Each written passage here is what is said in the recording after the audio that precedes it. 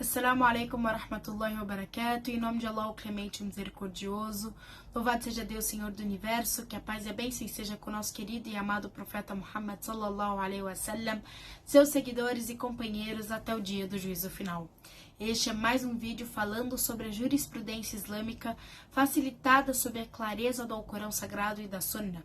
Estamos no segundo livro, o livro da reza, e também no 9º capítulo, que fala sobre a oração das pessoas com alguma dificuldade. Pessoas com dificuldade são aquelas que estão doentes, viajantes ou que estão com medo e não têm a capacidade de realizar a oração da mesma forma que aqueles que não estão enfrentando dificuldades. A Sharia facilita para essas pessoas e permite que elas rezem de acordo com sua capacidade. Allah, o Altíssimo, diz: Allah não impõe a nenhuma alma senão o que está ao seu alcance. E também diz: temei a Allah segundo as vossas possibilidades. Portanto, sempre que houver dificuldade, haverá facilidade. Um doente é alguém cuja saúde está debilitada, total ou parcialmente. Um doente precisa rezar as orações obrigatórias em pé, da melhor forma que puder, mesmo que precise inclinar-se se tiver uma doença na coluna, ou não consiga ficar em pé sem apoio, como uma parede ou um pilar ou uma bengala. O profeta Muhammad disse: quando eu ordeno algo, façam o que estiver ao seu alcance. Se uma pessoa não puder rezar em pé, ela deve rezar sentada. Se não puder rezar sentada, ela deve rezar deitada de lado. O profeta disse a Imran bin Hussein: reze em pé, e se não conseguir, reze sentado. E se não conseguir, reze deitado de lado. Se a pessoa não puder fazer nenhuma dessas posições, ela deve rezar de acordo com a sua situação e capacidade. Conforme Allah diz: temei a Allah segundo as vossas possibilidades. A oração não é anulada para uma pessoa doente, desde que ela faça o que tiver ao alcance e tenha a intenção correta. Um doente que reza sentado deve fazer gestos de inclinação e prostração com a cabeça, inclinando-a mais na prostração do que no ruku'. Se não puder fazer os gestos com a cabeça, pode fazê-los com os olhos. Não há divergências entre os sábios sobre a permissão de abreviar as orações com 4 rak'ahs para os viajantes.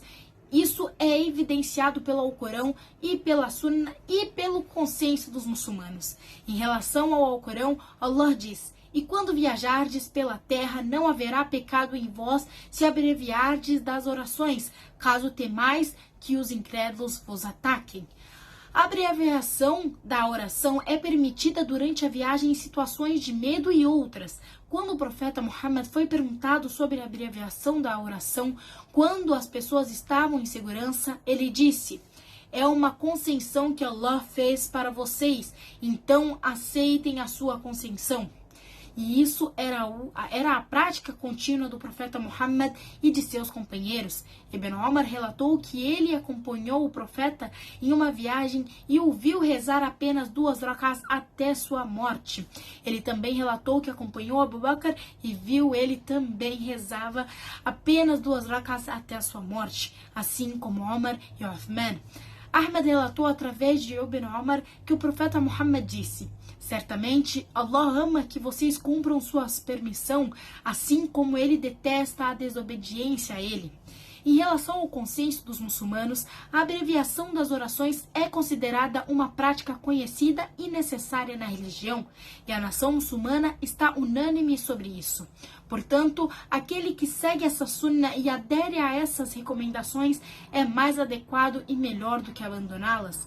Alguns sábios até detestam realizar a oração completa durante a viagem, pois o profeta Muhammad e seus companheiros sempre aderiram firmemente a essa sunna e seguiram continuamente.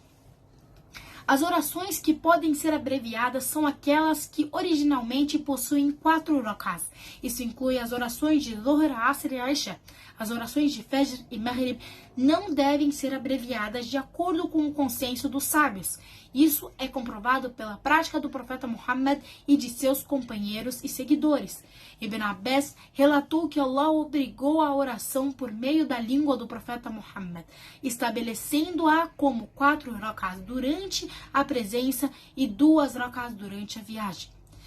O limite da viagem que permite a abreviação das orações é de 48 milhas, que equivalem a aproximadamente 80 quilômetros. Isso corresponde a 2 dias de viagem em um ritmo moderado, levando em consideração o peso e a fadiga da caminhada. O profeta Muhammad considerou o período de 1 dia e 1 noite como uma viagem. Ibn Abbas e Ibn Omar abreviaram as orações e interrompiam o jejum em uma viagem de aproximadamente 80 quilômetros.